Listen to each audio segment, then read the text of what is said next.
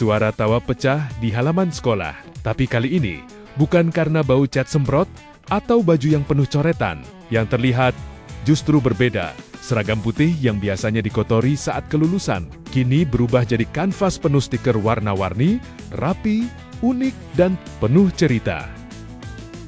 Inilah wajah baru perayaan kelulusan tahun 2026. Bukan coret-coret, tapi tempel stiker. Akhir tahun ajaran memang selalu identik dengan euforia, momen di mana ribuan siswa melepas status pelajar mereka dengan cara yang paling bebas. Dulu, tradisinya jelas, cat semprot spidol permanen bahkan sampai jalanan penuh konvoi. Tapi, sekarang, di beberapa sekolah seperti SMPN 1 Tasikmalaya dan SMAN 1 Bogor, pemandangan itu mulai berubah.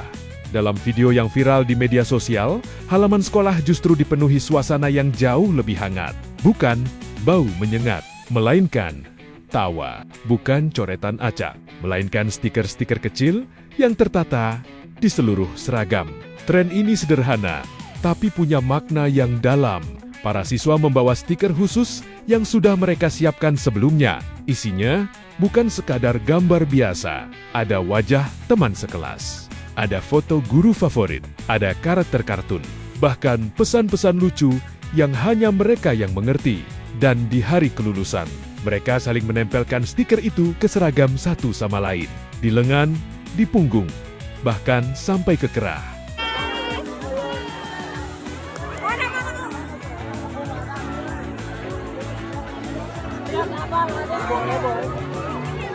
Di SMAN 1 Bogor, terlihat siswi dengan hijab putih yang hampir penuh oleh stiker wajah teman-temannya.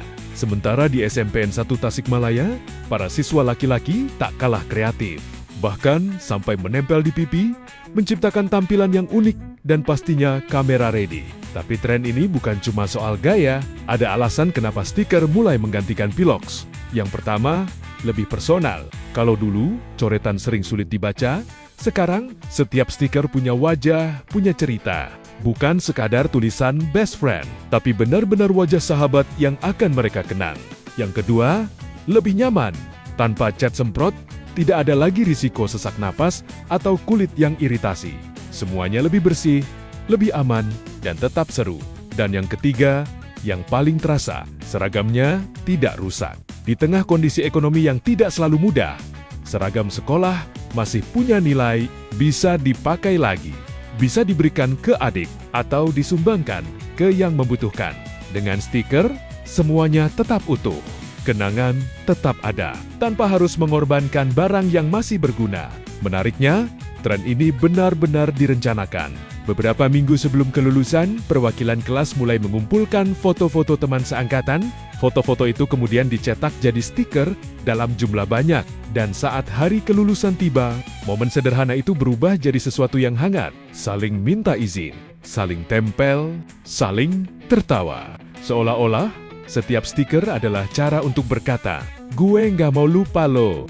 Respons dari masyarakat pun positif. Banyak yang merasa ini adalah cara baru yang lebih tertib untuk merayakan kelulusan daripada konvoi panjang yang bikin macet atau perayaan yang berisiko.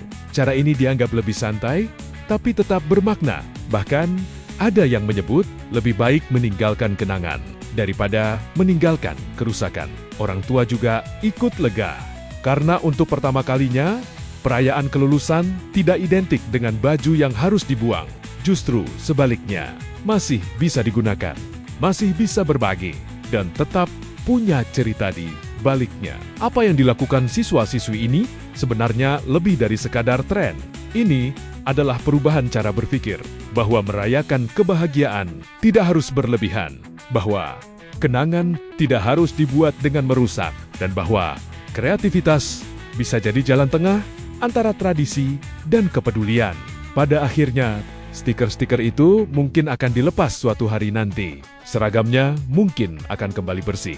Tapi kenangan tentang siapa yang menempelkannya, tentang tawa di hari terakhir itu, akan tinggal lebih lama. Jauh lebih lama daripada tinta apapun. Kelulusan tahun ini bukan lagi soal meninggalkan jejak dengan coretan, tapi tentang merekatkan kenangan di tempat yang paling dekat, di pundak teman sendiri.